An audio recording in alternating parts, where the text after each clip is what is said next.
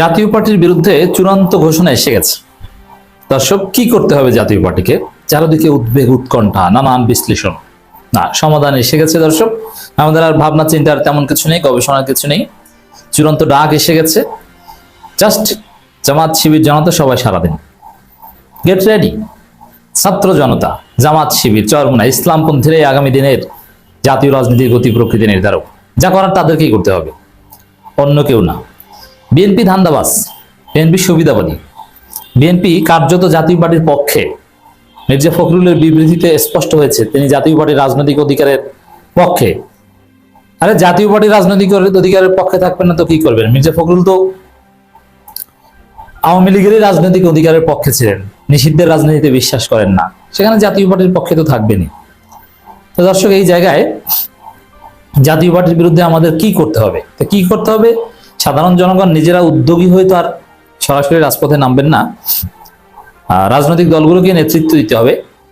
তবে এখন অরাজনৈতিক বিভিন্ন সংগঠনও রয়েছে, তারাও বড় ঘটনা ঘটাতে পারে।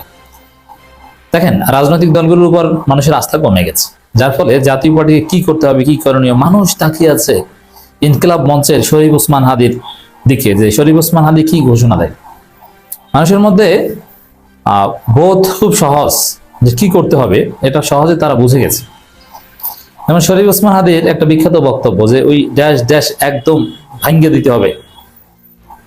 জাতীয় পার্টি কি করতে হবে? ওইটা ভেঙে দিতে হবে।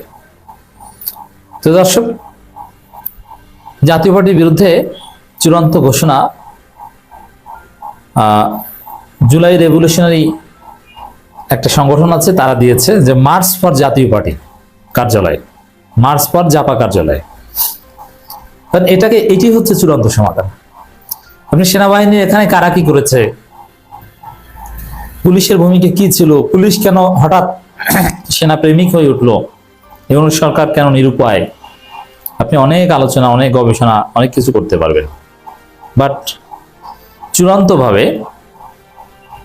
সব সমস্যার সমাধান মাইর, বুলডোজার লাগবে। বুলডোজার রেডি করেন। এখন এগুলো করবে কারা? এগুলো উদ্যোগ নেবে জুলাই রেভলিউশনারি ফোর্স বা হাসনাত আব্দুল্লাহদের মতো ব্যক্তিরা। আপনারা দেখেছেন ওই জাস্ট দি সেম ওয়ে, যেভাবে ধানমন্ডি 32 জয়বাংলা করা হয়েছিল, যেভাবে আওয়ামী লীগ নিষিদ্ধ করা হয়েছিল, যেভাবে দেশব্যাপী বুলডোজার অভিযান চালানো হয়েছিল, লাগবে ওইটা। এর বাইরে কোনো সমাধান নেই। আপনি মামলা করবেন, ডক্টর ইউনূস সরকারের পদত্যাগ চাইবেন, তিনি পদত্যাগ করবেন, স্বরাষ্ট্র উপদেষ্টা কিংবা আইজিপি কিংবা এই হামলার সাথে যারা জড়িত তাদেরকে ধরে জেলে ভরবেন, চাকরিচ্যুত করবেন। It's not long term solution. জাতীয় পার্টি কেসের সমাধান হচ্ছে মাইর। দেখেন, মবের বিরুদ্ধে ওই পতিত স্বৈরাচার যতদিন পর্যন্ত বলবে ততদিন পর্যন্ত মবই হবে আমাদের প্রধান হাতিয়ার। মবই হচ্ছে বিপ্লব, মবই হচ্ছে 5 আগস্ট। অতএব মব হাতছাড়া করা যাবে না। ওরা জানে, দেখেন মবের বিরুদ্ধে কারা বলে? আওয়ামী লীগ এবং তাদের দোসররা বলে। অন্য কেউ বলে না। বিএনপি সবাই কি মবের বিরুদ্ধে বলে না।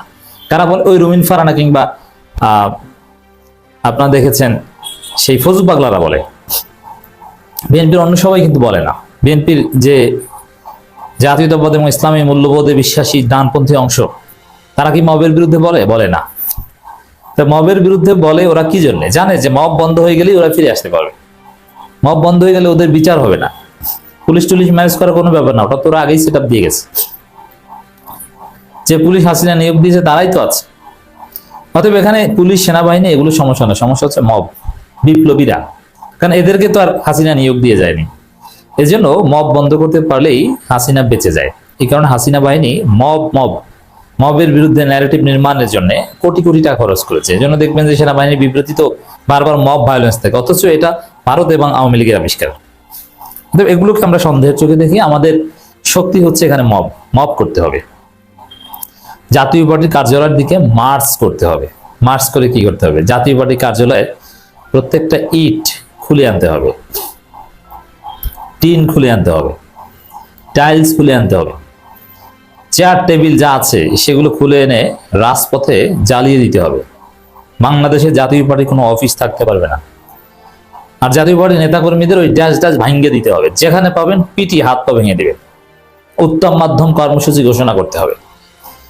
দর্শক, এখানে এটা করবে জুলাই বিপ্লবীরা, জামাত শিবির চরমনের লোকজনরাও এখানে পার্টিসিপেট করবে, যেরকম ধানমন্ডি 32-এর ক্ষেত্রে হয়েছে। অবশ্য জামাত শিবিরের লোকজন এইসব ক্ষেত্রে তাদের হাইকমান্ড মানে না, আর জামাতের মধ্যে যারা সংগঠনের অন্তর্ভুক্ত করে তাদের মাধ্যমে বিপ্লব হয়ও নাই, তারা ওরকম কন্ট্রিবিউটও করতে পারেনি।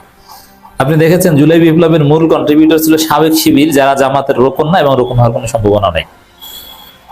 সাবেক শিবিরে কিন্তু ঘটনা ঘটিয়েছে, মূল ফোর্স ছিল তারা।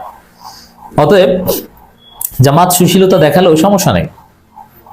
জামাতের যে বিপ্লবী অংশটা এই সব সমস্যা সমাধানে কাজ করবে, তারা জামাতের কথায় চলে না, কিন্তু জামাতকে পছন্দ করে। That is very interesting point. বিপ্লবীরা কোনো নীতিমালায় চলে না, কোনো সুশীলতায় চলে না। তারা এই জাতীয় পার্টিকে জয় বাংলা করবে, সিদ্ধান্ত এসে গেছে। অতএব এই সিদ্ধান্ত বাস্তবায়নে আমাদের রেডি থাকতে হবে। একই সাথে পিনাকি ভট্টাচার্যরাও নানান কথা বলেছেন। দর্শক, যেহেতু জয় বাংলা স্লোগান দেওয়া হয়েছে, আওয়ামী লীগের লোকজন এখানে ছিল হামলার সাথে, অতএব জাতীয় পার্টিকে আওয়ামী লীগকে একসাথে করে তাদেরকে পিটাতে হবে। গণঅধিকার পরিষদ 24 ঘন্টা আলটিমেটাম দিয়েছে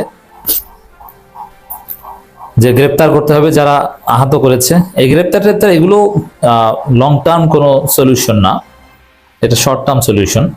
লং টার্ম সলিউশন ওইটাই, ওই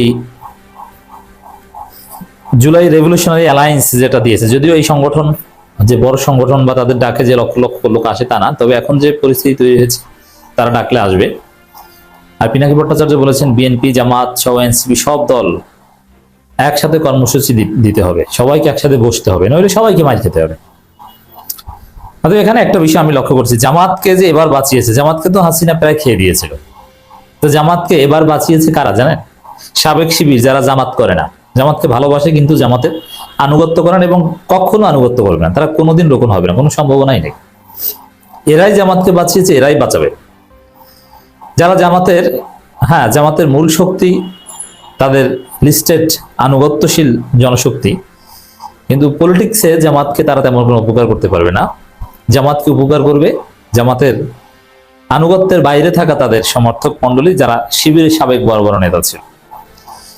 তো দর্শক, মার্চ ফর জাতীয় পার্টি কার্যালয়, মার্চ টু জাতীয় পার্টি অফিস, ভেঙে চুরে চুরমার করে দিতে হবে, সবাই সাড়া দিতে হবে, কোনো দলীয় ব্যানার না, রাজপথে আসতে হবে। শুধু বিজয়নগর না, সারা বাংলাদেশে কোনো জাতীয় পার্টি অফিস থাকবে না এবং জাতীয় পার্টি থাকবে না। যেখানেই পাবেন মাইর, জিএম কাদেরকে ঘর থেকে ধরে এনে, ওর ঘরের সামনে মব করে ঘর থেকে ধরে এনে তারপরে পিটাতে হবে। এইটাই হচ্ছে বিপ্লব। এটা করতে পারবেন, সব সমস্যার সমাধান হবে।